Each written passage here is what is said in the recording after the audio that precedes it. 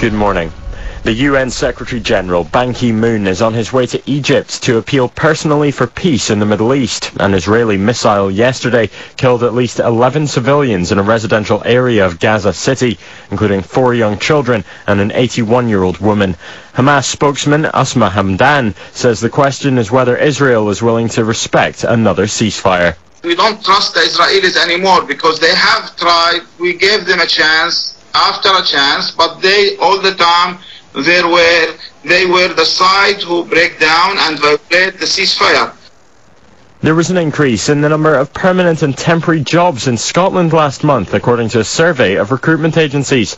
The Bank of Scotland report on jobs said the availability of staff deteriorated at its strongest rate in Dundee during October. The hotel and catering sector saw the biggest increase in permanent employment, with IT and computing the same for temporary posts. Donald McRae is the Bank of Scotland's chief economist and says the study suggests the labour market is at its strongest for 5 months. That's showing that the number of people who have been placed into jobs has gone up since last month, but also, and this is pretty crucial, the vacancies available they have increased as well since last month.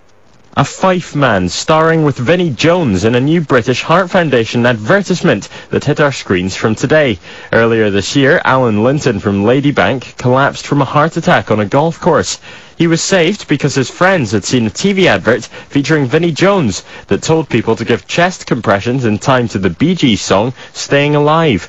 The 39-year-old has this advice for anyone who might find themselves in a similar situation. Trying to make it as easy as you can without getting into the technical stuff. And I think that's what the whole campaign's about, is actually doing something that is better than doing nothing. Learn to do the CPR and keep going and doing it as fast as you can, and don't give up, because my friends didn't, and I've lived to tell the tale.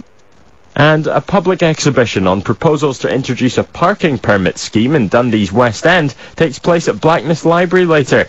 The City Council are looking into the possibility of introducing an £80 a year pass for around 7,000 households and businesses.